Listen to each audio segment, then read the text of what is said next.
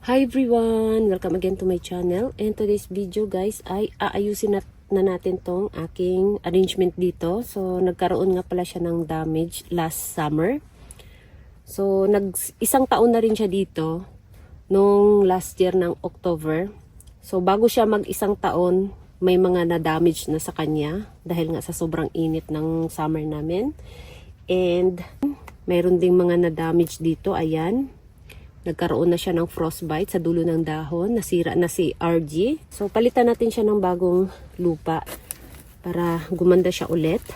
So, ito nga pala si Elaine. Itong tinatanggal ko. Napakatigas. Napakatigas ng lupa, guys. Ayan. Ayan. So, yung mga, magandang dahon, pwede natin gawing propagation. Ayan. So, tanggalan din natin ng mga dahon para magiging balance yung hitsura ng rosette niya. Ayan. Tapos yung mga natanggal natin, pwede nating gawing propagation. Ayan. So, napaka-alikabok guys. Ayan, dahil sobrang dry. Tapos, tanggalan natin ng mga ugat-ugat para magkaroon siya ulit ng bagong ugat pagdating ng spring. Ayan. Ayan. So, dito natin siya ilagay. Ito. So, ito naman. Sobrang tigas talaga ng kanyang, guys. Ayan, ang daming mga dry leaves, oh. Ang daming dry leaves. Ayan. Napaka-crunchy ng dry leaves. Sobra.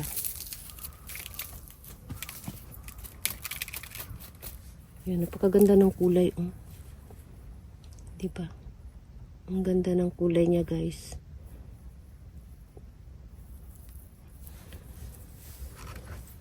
So, ito naman, si to siya. Si apple tea. Ayan. May baby siya. So, malapit na matanggal ang baby. Ayan, tinuluyan ko na. Si apple tea. Yan, di ba napakaganda din ang kulay ni apple tea.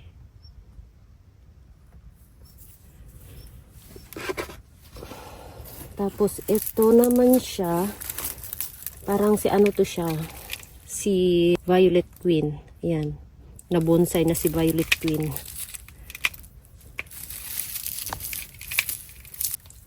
Ayan.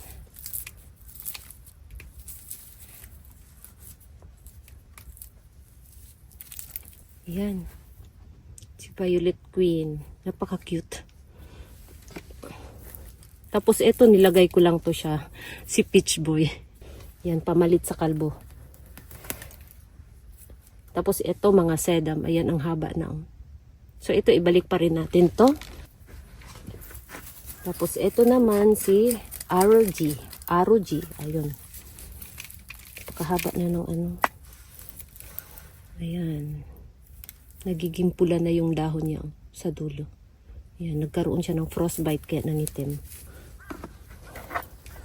Tapos, ito naman dito ay si Dendra Gem or Dendra Jam. Kumbaga. Ayan. Lagi ko siyang tinatawag na Dendra Gem. Pero ang pangalan niya ay si Dendra Jam. Ang ganda. Yung ganito ko na ginawang cluster, mga babies, pumangit siya guys. Ito lang siya ang maganda sa lahat ng Dendra Jam ko. Yan. Diba? Napakaganda ng kulay. Oh. So, ito siya, ko na lang to. I-separate ko na lang to siya. Hindi ko siya ibalik dito. Kasi ito lang yung magandang Dendra Jam ko. So, ilagay ko siya sa pot. Sa pot na dilaw. Palakihin ko siya. Yan. Dati ang dami kong Dendra Jam na napakaganda. Napaka-lush. Ngayon, ito na lang natira guys. Iba talaga kapag napabayaan mo yung mga succulents mo. Manghihinayang ka. So, ito na lang yung natira na magandang Dendra Jam ko. Yan, itabi natin to siya. Tapos, ito naman si Bloody Maria. Ayan. Parang iba yung kulay niya. Para siyang, may pagkadilaw. Ito yung, ko dito. Ayan, oh. Iba yung kulay nila, di ba? Ayan. Ito mapula. Ito naman, may pagka-brown or parang pagkadilaw. Ayan. Diba? Magkaiba yung kulay. Tapos next, mayroon tayo ditong ulit na Dendra Gem. Ayan. So, ito ibalik natin to. Yung isa lang yung ilagay natin sa pot. Ayan, napakaganda din ng kulay, guys. Diba?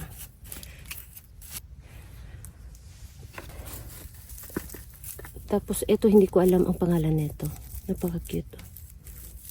Napakaliit. As in, napakaliit, guys. Yan. Tapos, ito naman, sino to? Hindi ko alam kung anong pangalan nito. Yan, may mga sedam pa. Itong sedam na to, gusto ko to siya. Yan, oh. Tingnan ninyo. Ang rosette niya, guys. Tingnan ninyo, oh. Diba? Napaka-cute ng rosette nito. Kaya gusto ko to siya.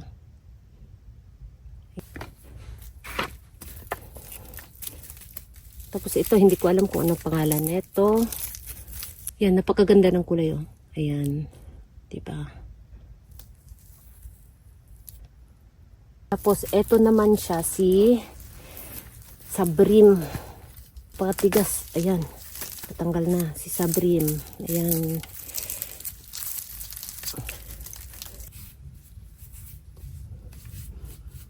Ayan. Ang ganda ni Sabrim. Meron din ako ditong Sabrim, guys. Sa mini greenhouse. Ayan. Eto. Tingnan niyo yung kulay. Diba? Ibang-iba. Lalo na sa labas, oh. Ayan. Yung kaibahan, guys.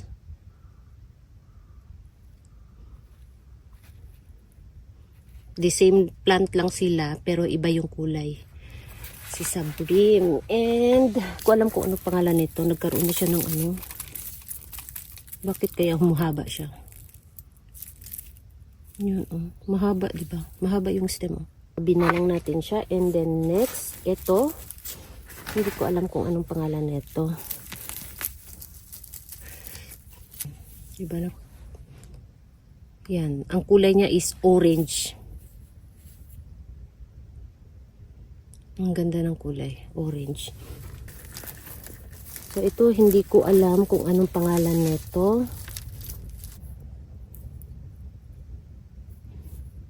Next, ito si Chifukubini. Ayan. Wala pa siyang baby sa stem. Ito, hindi ko alam kung anong pangalan nito, guys. Ayan. Dalawa sila. Yan, diba? Maganda. Ito, tingnan ninyo, oh. Nasira na yung stem, oh. Natuyo na yung stem niya. Ito, katulad kanina. Saan na ba yun? The same lang to sila. Ayan. Tapos, ito siya, kinain ng uod. Ayan, kung nakita ninyo yung gitnang rosette niya. Oh. Dalawa na. Kasi kinain ng uod dyan sa gitna. Ayan. At mayroon siyang maliit na pimple sa ilalim. Ayan. Tapos, ang huli ay si Robra. Yan, napakapula ni Robra. Ayan, guys. Ang ating Robra. So, ito na yung na-harvest natin lahat. Ayan. Medyo kumunti na. Itong nandito ay ilagay ko sa ano. Ito siya. Ilagay ko sa pot. Tapos, ito yung ibalik natin. Ayan. So, lagyan na natin ng bagong lupa. So, wala na akong nilagay na mga malaking pamis sa ilalim. Diretso na lupa. Ayan. So, ang potting mix ko nga pala ngayon ay gardening soil, 3. Tapos, akadama tsaka kanuma ay isa-isa. Ayan. So, medyo dinamihan ko ng gardening soil. Sinubukan ko lang kung ano yung maging resulta niya pagdating ng summer ulit. So, gusto kong subukan ulit ng ibang combination ng lupa. Kasi last year, yung ginamit ko ay gardening soil, 2, tapos tig-iisang akadama tsaka kanuma. Tapos naglagay din ako ng konting pamis. So ngayon wala akong nilagay na pamis. Akadama tsaka kanuma lang, 1, tapos 3 gardening soil. Ikot natin yung sedum. Yan. Gusto mo sedum. Yan.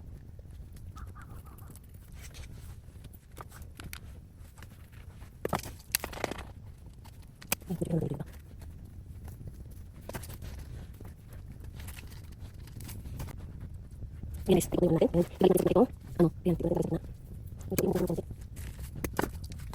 Yan. Tapos, meron ako ditong dinala na peach boy. Lagyan natin ng peach boy, guys. Sa gilid yung peach boy. Itabi natin sa kanya. Yan.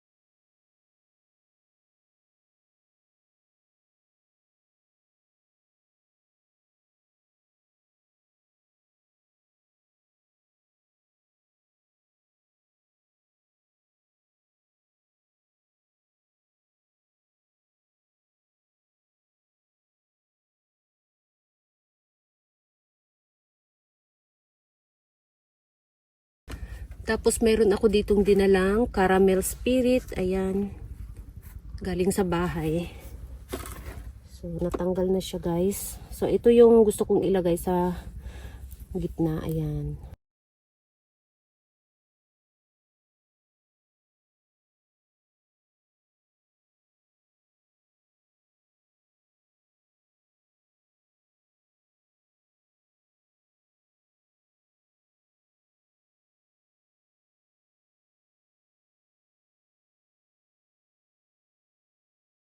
Yan na yung natin, guys.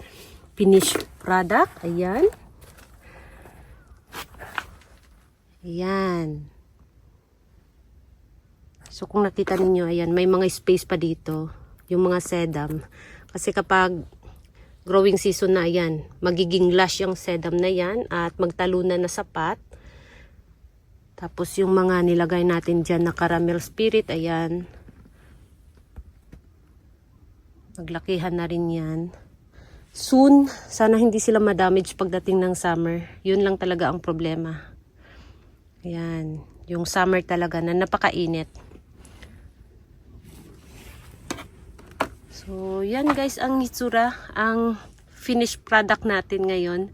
Ayan. Thank you so much for watching sa mahabang video. Ayan. At huwag kalimutang mag-like, mag-share na rin. Ayan. At sa hindi pa nakapag-subscribe, please subscribe na rin. Ayan. Maraming salamat and see you on my next video. Bye-bye!